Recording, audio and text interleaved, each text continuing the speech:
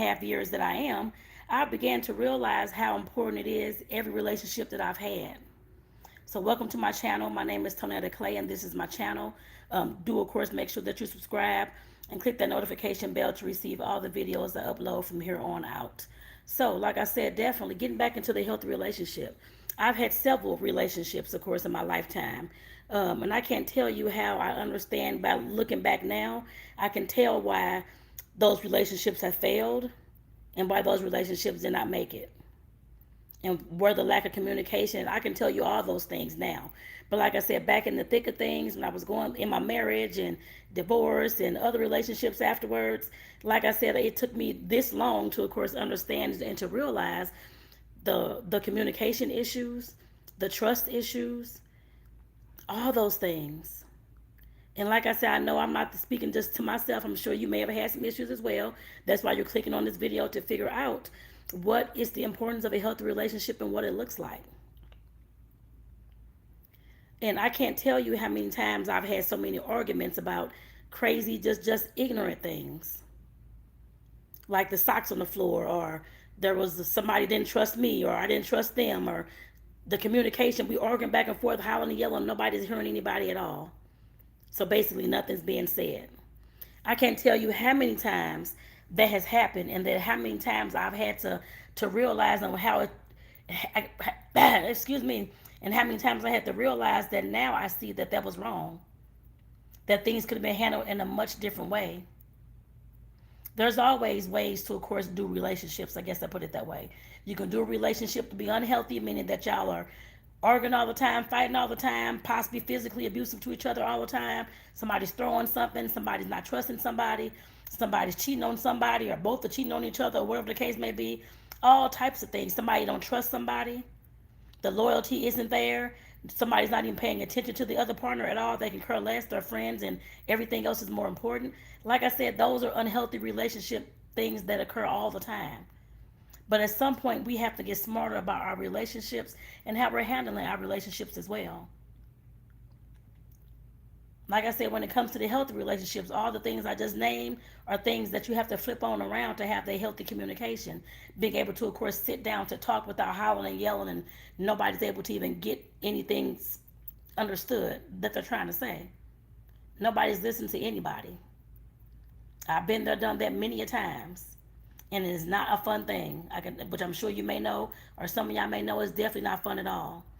To sit there and live with somebody in the house where you can't even communicate, where everything you say that person don't believe you, or everything you say that person wants to belittle you and tell you that it's wrong and how dumb and stupid it is. Like I said, we have to get to a place where we're able to, of course, accept some type of help and support, tips, assistance, or something when it comes to relationships. Otherwise, your relationship is going to remain the same, but no matter who you're dating, you're still going to have them same problems. Unless you start fixing the things that are going on within those relationships. The communication, anything, communication, trust, loyalty, all those things can be fixed if y'all want it to be fixed. And like I said, that was one thing that I had to realize as well through the marriage I had, all the other relationships I had, and the one that I have now. I had to realize that anything within a relationship can be fixed if you want it to be fixed. And if for some reason you're not wanting it to be fixed, that means you're not wanting to be there in the relationship. That's what that means, and that's what I went through as well. You have to realize, like I said, that everything can be fixed if y'all both are willing to work on it. If y'all are not willing to work on it, then what are y'all doing together then? It's just a bunch of trauma, people just triggering each other, arguing back and forth. It really creates just a chaotic relationship. And hello, for all of you all, because I'm on live on here on YouTube, so thank you. Is Adora, Matthew, Dren? Thank you all for tuning in. I hope you're doing well. But like I said, definitely we have to understand that everything that goes wrong and goes on within a relationship, we can fix those things if you want them to be fixed. I know back in the day, like I said, when I was married and those kind of things, we could have fixed. At least I was trying to fix things. I guess I put it that way. Like I said, you have to be in a relationship with somebody who actually wants to be there and focus is not outside the relationship. When it comes to other people they're trying to date, have sex with, have a relationship with. If that's the case, then the relationship will not work. That's what happened to me. I was cheated on. He had a few kids actually at the time that I figured out and found out. Had calls from the girls, all type of stuff. Craziness was just going on. And like I said, of course I left. I wasn't going to stay with anybody that's being that disrespectful, cheating on me, and all that kind of stuff. Some people do stay. More power to you. I chose to leave. Like I said, I had to realize that my respect was more important than that person stepping out on our marriage. But like I said, it definitely took. I don't know how. Well, we were legally married, probably for about 7, 8 years actually. But I had left like half of that, or almost, well, a little bit over half of that. But like I said, I now look back at all the things that was going on. I knew that, well, as I see it now, there were definitely red flags. And I had to sit there. Right now, I realize, like I said, next time when I notice those red flags, either I'll get into that relationship or I won't. This relationship that I'm in now, of course, definitely is awesome. We don't argue. Well, we may have had like one argument, I think, but usually we're sitting down talking about things that's going on, and I hollering and yelling and all over the place, and me throwing stuff and him walking out. We don't have it. We've been together since 2019. We haven't had any issues like that at all. We're both in a place where we can, of course, sit down. We've been through so much craziness, cheating and all this type of stuff, belittling, all these kind of things that's going on. We can now we're to a point where we can sit down and of course have the conversations, have those hard conversations. And in order for anybody's relationship, as I see now, that can work, you have to be able to have those hard conversations even when you don't want to have them. Yes, those relations, some things you have to talk about. Why you don't want to live, well, I don't know, why you don't like this person anymore. Something else is going on. Whatever issues are going on. Something's going on with the kids, whatever it is. Something's going on with the finances or the bills or whatever the case may be. Or you're having a bad day or the person's mad or whatever it is. You have to be able to talk about those things. What we talked about, yes, those are just surface level things. What we had to get to in the beginning of our relationship, before any commitment, anything like that could be done, was we talked about the hard stuff, our traumas, what we had been through, whether we're able to, of course, still move forward regardless of those traumas and those dramas that we've been through. Mine was sexual abuse. My father beat my mom a lot too. Those two things will set anybody relationship off and have a whole bunch of triggers. I guess I put it that way. And if you don't work on those two things, especially when it comes to not saying other things aren't important, but for me, those were the main two things that was greatly important. And if I wouldn't have worked on those things, there's no way that any relationship I had, as it's shown in the past, would have worked. I had to work on myself first before any of those kind of things could take place. And yes, that means I had to, of course, there's no 100% healing from anything. I've never believed that, but that's okay. But like I said, I know at some point I had to realize that I had to start working through all those childhood wounds and all those things that I've been through. And he was doing the same thing as well. And yes, we had those hard conversations. How those things made us feel. To see my mom getting beat every day. How that made me feel. I was diagnosed with PTSD back in college actually. Was in therapy for about 3.5 years. To help sleep at night because I was having nightmares all the time. Those kind of things live in your head and live in your body for the rest of your life if you don't take care of them. And all the relationships I know now that I've had any time in my life, whether romantic or not, I had to, like I said, work on myself before all those things, all the triggers and all those kind of things can, of course, be lessened. I guess I put it that way. Otherwise, my relationships were going to continue to stay with me being angry, full of chaos, wanting to fight, very defensive, all this type of stuff all the time. That wasn't the way to go. I know that now, but like I said, looking back at my teens and 20s, I didn't know that. Even my early 30s, part of my early 30s actually, I didn't know that either. I knew something was wrong. I knew I had to go to anger management, like I said, with the therapy, all these types of things, but I knew something else was off. And there was other things that I was not refusing, but just didn't know to work on. Because nobody in my family or nobody around me even knew how to work on sexual abuse. If you were sexual abused, how to get rid of those triggers or lessen those triggers. Nobody else knew how to get over or work through seeing domestic violence every day. Nobody else knew how to work through seeing your friends being shot and killed like I had several times throughout my life growing up. Like I said, those were things I still had to work on no matter whether I went to therapy or not.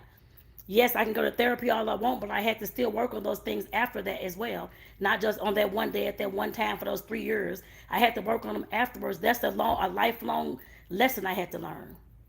All those things have to be worked on still. It's not just during the time that you're going to therapy. It's for the rest of your life. If you want your relationships to be some good and healthy relationships where y'all can sit down and talk, you can learn how to trust. You can learn how to be loyal to somebody and those types of things. Like I said, those things do not just come about. You have to learn those things. I'm learning every single day as well. He's learning every single day as well. Just hopefully just like you all are as well. I guess I put it that way. But like I said, at some point, I knew that I had to work on myself in order for me to have any kind of decent relationship, and then to notice those red flags that would prevent me from not even getting into that relationship and being okay with that. I had to realize that my boundaries where I relaxed things at, where I just said, okay, I'll let this person slide this time, but not next time. That first time is always the first time, and it's going to happen again as long as you keep allowing it to happen. Like I said, I had to figure out all these things. Yes, the therapy taught me to a certain extent, but I had to learn these things on my own as I got in more relationships, as I figured out more about who I am and those kind of things as well, and what I was going to put up with too. I guess I put it that way. If I was willing to even put up with somebody who did this type of thing or wasn't loyal or wanted to cheat and all these kind of things going on. Like I said, that was all on me. That wasn't on, yes, they'll have their behaviors and that kind of thing too. But now I realize, like I said, that was all on me. The things that I was doing or wasn't doing.